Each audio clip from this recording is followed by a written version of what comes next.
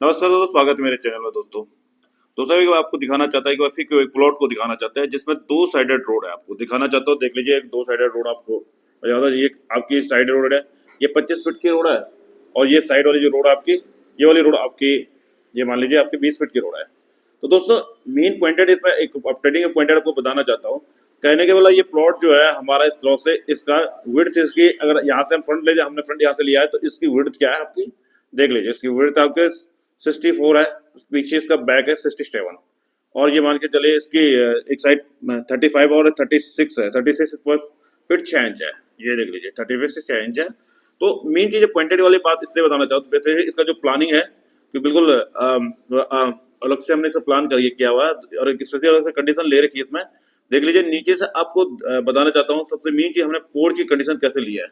तो पोर्च की कंडीशन देख लीजिए, हमने 19 बाय 18 का पोर्च है। और इसके बाद आपकी इसके बाद आपके 3 फीट 7.5 इंच और आगे भी आपके जो बाउंड्री वॉल से टच करता हुआ है, देख लीजिए। अब दूसरी चीज इसमें स्टेयर देख लीजिए, किस तरह से स्टेयर को डिजाइन किया हुआ है। स्टेयर देख लीजिए, पोर्च से इस तरह से डिजाइन किया हुआ, जो आपका क्लॉक वाइज स्टेयर बनी हुई है, पूरी क्लॉक वाइज स्टेयर बनी हुई है। मेथड ये है कि इसमें 3 फ्लोर आपका ग्राउंड हो गया, फर्स्ट और सेकंड फ्लोर। इसमें हम क्या करेंगे, इस पे डिजाइन कर रहे हैं। तो सबसे मेन चीज है कि ग्राउंड फ्लोर जो हमारा ये हमारे पास दिखाई दे रहा है, तो ग्राउंड फ्लोर में सबसे मेन चीज आपको बताना चाहता है कि हम जो डिजाइन करेंगे, तो कॉन्सेप्ट हमारा ये रहेगा कि कौन सा हम डिजाइन करेंगे, नीचे से लेकर डिजाइन नहीं करेंगे। फर्स्ट फ्लोर से हमने इसको डिजाइन किया है। बेसिकली सबसे मेन पॉइंटेड हमारा इशू रहता है कि कॉलम्स की कंडीशन कैसी रहनी है, क्योंकि स्ट्रक्चर बिल्डिंग से रही तो कॉलम की कंडीशन हमें बेस इंपॉर्टेंट और रोल रहता है कि कॉलम्स की कंडीशन इस तरह से रखनी है जो हमारी लटक्स भी प्रॉपर तरीके से आ जाए, जिससे मैनेज हो जाए। तो दोस्तों एक मैं बताना चाहता हूँ, दूसरी चीज मैं इसमें सबसे मेन बात आपको इसलिए बताना चाहता हूँ, प्लानिंग की बात तो अपनी एक तरफ की बात होती है। दूसरी चीज मैं आपको ये बताना चाहता हूँ कि मेरे कॉन्सेप्ट इसलिए लेना चाह रहा हूँ कि मुझे सबसे मेन चीज पॉइंटेड और डिस्कसिंग रहती है बाउंड्री वॉल की। तो बाउंड्री वॉल आज की कंडीशन में ये बताना चाहता है कि दो प्रकार के हम बाउंड्री वॉल का कास्टिंग करते हैं। मान के चलिए उसके ये होता है कि बहुत सारे लोग आरसीसी में इसको आरसीसी बाउंड्री वॉल को लेकर सादा ब्रिक वर्क करते हैं, साथ साथ उससे फुटिंग लेके चलते हैं, साथ बीम्स जैसे मैंने बोला ग्राउंड बीम लेके बाउंड्री वॉल को डिजाइन कर रहे हैं आजकल बहुत सारे लोग। जिस तरह से आपने देखो, हम बिल्डिंग्स को कास्टिंग करते हैं, बिल्डिंग से जिस तरह से हम कास्टिंग, उसकी फाउंडेशन की कास्टिंग हो रही है, उसी कंडीशन में आगे बाउंड्री वॉल की कर दें। तो ये देखने को मिल रहा है कि इस तरह के हम अगर इसको करते हैं बाउंड्री वॉल, तो बाउंड्री वॉल हमारी बहुत मजबूत। और दूसरी बात आपने देखा होगा, बाउंड्री वॉल काफी साल बाद देखे हो, जो पुरानी कंडीशन में लोग फाउंडेशन खोद के बाउंड्री वॉल बनाते थे और 10-10 फीट पर जो 9-9 इंच के पिलर बना के, जो ब्रिक वर्क से पिलर बना के करते थे, उस कंडीशन में आपने देखा होगा कि बीच में आपने देखा होगा लाइनिंग, दरारें आना, क्रैक्स होना, फट जाना वॉलों का, वो बहुत ज्यादा कंडीशन आपको देखने को मिलेगी। कई बार तो ये देखो कि कहीं कहीं की बाउंड्री वॉल नीचे गिर भी जाती है कि 4 इंची को बेसिकली सपोर्टिंग नहीं मिलता है। इसलिए क्या होता है, वो फट के नीचे गिर जाए कुछ सालों में, ज्यादा लंबे टाइम तक नहीं होता है।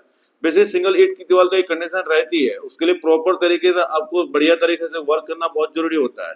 लेकिन दोस्तों बहुत सारे नहीं कर पाते, तो इसलिए मैं कहता हूं कि अगर आप बीच बीच में इसमें 10 फीट या 15 फीट पर आप आरसीसी से कॉलम्स टाइप का आपका पिलर बनाए, तो ये ज्यादा सपोर्टिंग रहेगा, इसको ज्यादा स्टेबिलिश मिलेगा, ज्यादा बेहतर रहेगा।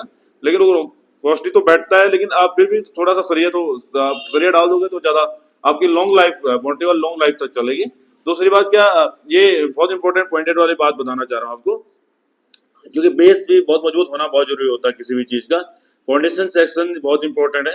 दूसरी बात, मैं प्लानिंग की बात कर रहा, तो प्लानिंग में इसलिए देख लीजिए, हमारे पास बहुत सारी कंडीशनें होती है।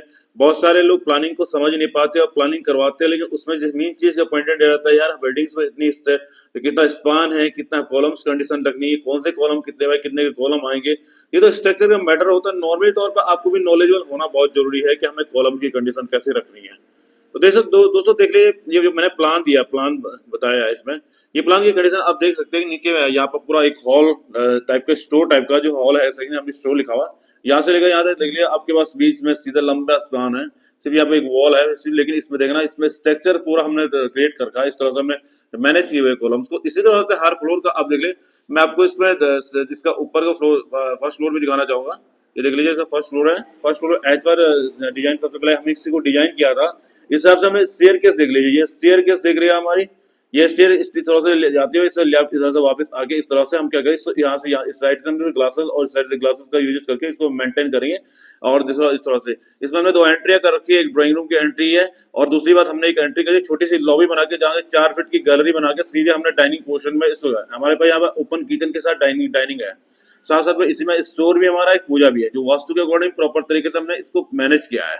तो कोई प्लान होता हो तभी सक्सेसफुल होता है जब उसको आप बेहतर तरीके से उसे डिजाइन करते हो।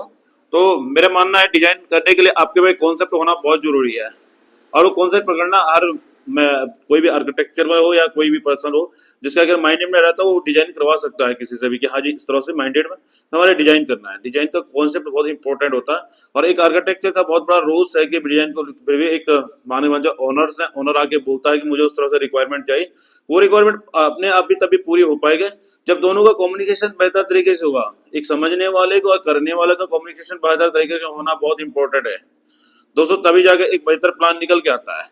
और ये इसका फर्स्ट फ्लोर में मैं बता दिया इस तरह से, इसमें टू BHK का है फर्स्ट फ्लोर इसका, जिसमें क्या एक रूम के साथ अटैच किया हुआ और दूसरे रूम के साथ हमने एक दूसरा हमने कॉमन टॉयलेट ले रखा है, साथ साथ मैनेज करा इस तरह से कर रखा है, और पूरा वास्तु के हिसाब से मैनेज करेगा। आपको ऐसा सेकंड फ्लोर अपना दिखाना चाहता हूँ दोस्तों।